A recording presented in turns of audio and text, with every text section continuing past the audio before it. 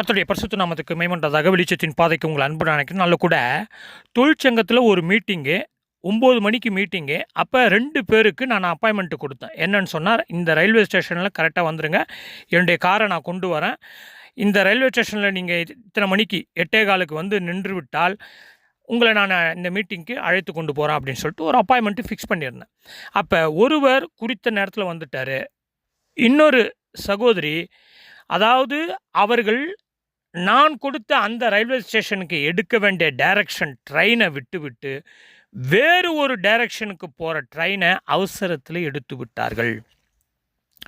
அப்போ அந்த ட்ரெயின் போய் கொண்டிருந்த போது, என்னடா அடுத்த ஸ்டேஷன் இது வருமே வேற வருகுதே என்பதை கண்டுபிடித்து இறங்கி மறுபடியுமாக சரியான ஒரு டைரக்ஷனை அவங்க வந்து சேர வேண்டிய அந்த டைரக்ஷன் ட்ரெயினை அவங்க எடுத்து கிட்டத்தட்ட 20 நிமிஷம் தாமதமாக வந்து சேர்ந்தார்கள். ஆனாலும் நாங்கள் குறித்த நேரத்தில் போயிட்டேன். ஏன்னு சொன்னால், நான் எப்பொழுதுமே எந்த ஒரு கூட்டமாக இருந்தாலும் சரி, அது சபை கூட்டமாக இருந்தாலும் சரி, வேலை சம்பந்தமான கூட்டமாக இருந்தாலும் சரி, எந்த ஒரு அப்பாயின்மெண்ட்டு காரியமாக இருந்தாலும் சரி, 15 நிமிஷம் முன்னால் 10 நிமிஷம் முன்னால் இருக்க வேண்டும் என்பது என்னுடைய பழக்கமாகவே நான் வைத்து கொண்டிருக்கிறேன். லேட்டாக போகக்கூடாது எங்கேயுமே.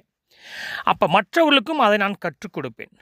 அப்போ சரியாக போக வேண்டிய டைரக்ஷனில், அது ட்ரெயினாக இருந்தாலும் சரி, அது ஃப்ளைட்டாக இருந்தாலும் சரி, இல்லை காராக இருந்தாலும் சரி, ஏன் நாம் மோட்டார் சைக்கிளில் நாம் ஓட்டி கொண்டு போனாலும் நாம் எங்கு போக வேண்டுமோ அந்த டைரக்ஷனில், அந்த லக்கை நோக்கி நாம் போகாமல் வேறு ஒரு டைரக்ஷனில் நம்ம போகணுன்னு சொன்னால் நம்முடைய லக்கை போய் அடைய முடியாது.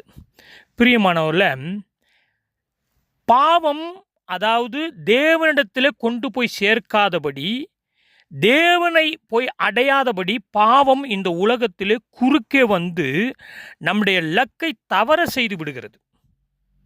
அப்போ தேவனை போய் நாம் சென்றடைய நாம் சரியான டைரக்ஷனில் இருக்கணும். அதாவது ஒரு ரயில்வே ஸ்டேஷனில் நடந்த ஒரு சம்பவம் என்னன்னு சொன்னால், ரயில்வே ஸ்டேஷனில் நீங்கள் பார்த்துருக்கலாம், அந்த ஒரு நிமிஷத்தில் ட்ரெயினோடைய கதவு பூட்டப்படும் என்று அந்த ஸ்க்ரீனில் பார்த்த உடனே எல்லோரும் வேகமாக ஓட்டம் எடுப்பார்கள். நானே அப்படி எடுத்துருக்குறேன். அந்த ஸ்க்ரீனில் பார்ப்பேன், ஒரு நிமிஷம் ட்ரெயின் கிளம்ப போகுதுன்னொன்னே வேகமாக பல படிக்கட்டுகள் இறக்கம் ஏறி அந்த கதவு மூடுவதற்கு முன்பாக உள்ளே போய்விட வேண்டும் என்று. அப்போ யோசிச்சு பாருங்கள், வேகமாக போனவங்க கதவு மூடுறதுக்கு முன்னால் போயிடுவாங்க. ஆனால் அப்படி சிலர் வந்து கதவு மூடின பிறகு வெளியே நின்று பரிதவிப்பாங்க. அந்த காட்சியை நான் பலமுறை பார்த்துருக்குறேன். அப்போ ஒரு ரயில்வே ஸ்டேஷனில் என்ன நடந்ததுன்னு சொன்னால், சிக்னலு பச்சை விளக்கு போட்டாச்சு. அதாவது ரயில்வே ஸ்டேஷனில் வேலை செய்கிறவரும் ரெடியாகிறாரு, அவர் கையை அசைப்பதற்கு, கொடியை அசைப்பதற்கு. பயணிகளும் ஆயத்தமாக பலர் உள்ளே சென்று விட்டார்கள். கடைசியில் என்ன நடந்ததுன்னு சொன்னால், ட்ரெயின் மெல்ல நகர ஆரம்பித்தது. இவரும் கொடியை அசைத்து விட்டார். ஆனால் அந்த ட்ரெயினில் பயணம் செய்ய வேண்டியவர்கள், டிக்கெட்டு வைத்து கொண்டிருந்தவர்கள் பிளாட்ஃபார்மில் செபோம், அதாவது சரி போயிடலாம் அப்படின்னு சொல்லி ஏறிடலாம், பிரச்சனை இல்லை அப்படின்னு நினச்சினேன். இவர்களுடைய சொந்த காரியங்களை அந்த பிளாட்ஃபார்மில் அலைந்து திரிந்து கொண்டிருந்தார்கள் செய்து கொண்டு. கடைசியில் பிரியமானவரில், ஆட்டோமேட்டிக்கு போர்ட், அதாவது ஆட்டோமேட்டிக்கு கதவு மூடப்பட்டது. இவர்கள் அலட்சியமாக இங்குமங்கு திரிந்து கொண்டவர்கள் கடைசியில் ஏமாற்றத்தோடு பயணத்தையும் தவற விட்டு விட்டார்கள். கடைசியில் டிக்கெட்டு வாங்கி வைத்திருந்தார்கள் அந்த பயணத்திற்கு, கடைசியில் அதுவும் பயனற்றதாக போய்விட்டது. இப்போ அவர்கள் போய் சேர வேண்டிய இடத்துல சேர முடியாமல் பிளாட்பாரத்திலே நின்று கொண்டிருக்கிறார்கள். பிரியமானவர்களே, இந்த சம்பவத்தெல்லாம் வச்சு பைபிளில் ஒரு வசனம், ஆதியாகமம் 7ஆம் அதிகாரம் 16வது வசனத்தை வாசித்து பாருங்கள். இந்த ரயில்வே ஸ்டேஷன் சம்பவத்தை ஒரு இடத்துல வாசிக்கும்போது என்னுடைய, இப்போ அந்த சகோதரி தவற விட்டாங்க பார்த்தீங்களா அந்த டைரக்ஷனை, அந்த சம்பவத்தை கனெக்ட் பண்ணி பார்க்கும்போது கர்த்தர் அவனை உள்ளே விட்டு கதவை அடைத்தார்.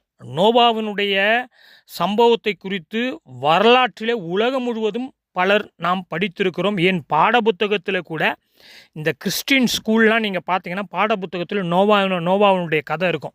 40 நாள் மழை வந்து உலகம் அழிந்த கதை. அப்போ நோவாவை உள்ளே விட்டு யார் கதவை அடைக்கிறார்? தேவன் கதவை அடைக்கிறார்.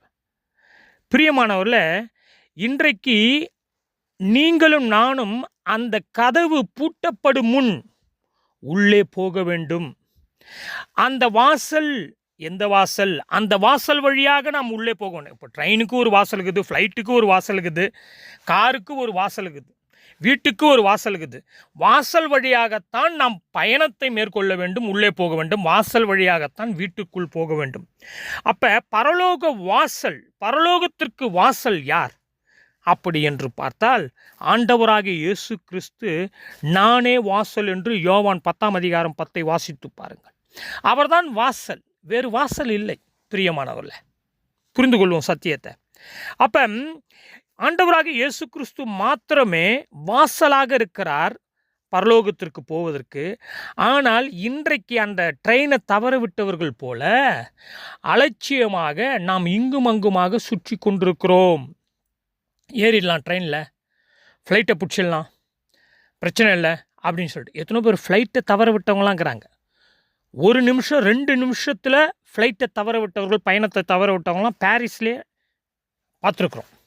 அப்போ பிரியமானவர்களே, தயவுசெய்து சுருக்கமாக சொல்லி நான் நிறைவு செய்கிறேன். கிறிஸ்மஸ் வரும்போது ஆயத்தப்படுகிறார்கள். அதாவது உயிர்த்தெழுந்த பண்டிகை, இயேசு கிறிஸ்து உயிர்த்தெழுந்த பண்டிகை வரும்போது ஆயத்தப்படுகிறார்கள். திருமணத்துக்கு ஆயத்தப்படுகிறார்கள், பிறந்த நாளுக்கு ஆயத்தப்படுகிறார்கள்.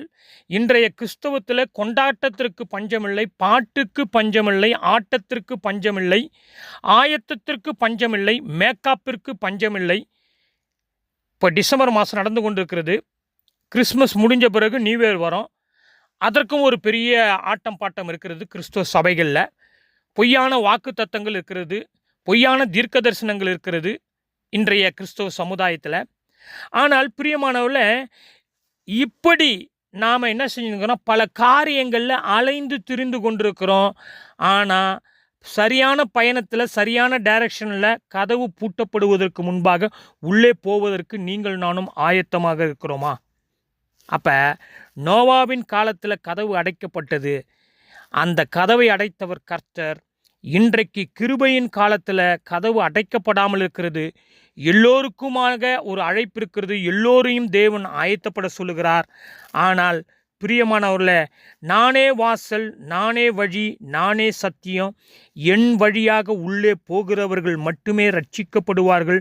நானே ஜீவன், நானே ஒளி, நானே உயிர்ப்பு, நானே உயிர்த்தெழுதல், இப்படி நானே நானே நானே என்று சொன்ன தெய்வம் இந்த உலகத்தில் பல மதங்கள், பல மொழிகள், பல இனங்கள், பல தெய்வங்களை மனிதன் உருவாக்கி வைத்திருந்தாலும், பல புராண கதைகளை மனிதன் உருவாக்கி வைத்திருந்தாலும், பல சிலைகளை மனிதன் உருவாக்கி வைத்திருந்தாலும், உயிருள்ள தெய்வம், இந்த உலகத்திலே மனிதனாக பிறந்த தெய்வம், இந்த உலகத்திலே வாழ்ந்த தெய்வம் நானே நானே நானே அப்படி என்று அடித்து நான் மட்டுமே என்று சொன்னவர் ஆண்டவராகிய இயேசு கிறிஸ்து மாத்திரமே. புரிஞ்சுக்குவோம் வரலாற்றை, சத்தியத்தை, பிரியமானவர்களே. எனவே நானே வாசல், அந்த வாசல் வழியாகத்தான் போயாக வேண்டும். ஆயத்தமாகறீங்களா? ஆயத்தமாக இருக்கிறோமா? இன்றைக்கு பல சபைகளில் நீங்கள் பார்த்தீங்கன்னு சொன்னால், நம்ம பல சபைக்கு போகலாம். ஆனால் எந்த சபை மக்களை ஆயத்தப்படுத்துகிறது? எந்த சபை ஊழியர் அவர் ஆயத்தமாகிறாரு? அவரும் ஆயத்தமாக இருக்கணும், மக்களையும் ஆயத்தப்படுத்தணும்.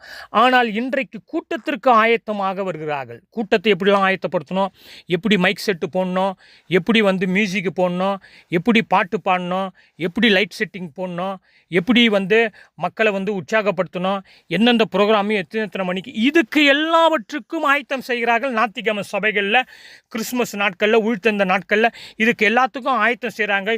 யூடியூப் பாட்டு, இது அது எல்லாவற்றுக்கும் ஆயத்தம் செய்கிறார்கள். ஆனால் தேவனுடைய 2ஆம் வருகைக்கு நாம் ஆயத்தமாக இருக்கிறோமா? யோவான் ஸ்நானகன் முதல் வருகைக்கு தேவனுக்கு வழியை ஆயத்தப்படுத்தினார். இன்று 2ஆம் வருகைக்கு நீங்களும் நானும் ஆயத்தமாக இருக்கிறோமா? செழிப்பின் செய்தி, ஆசீர்வாதத்தின் செய்தி, ஆசீர்வாதத்தின் வாக்குத்தத்தமான செய்தி. ஆனால் சபை விசுவாசிகளை ஆயத்தப்படுத்தாத பல போதகர்கள் பெருகிவிட்டார்கள்.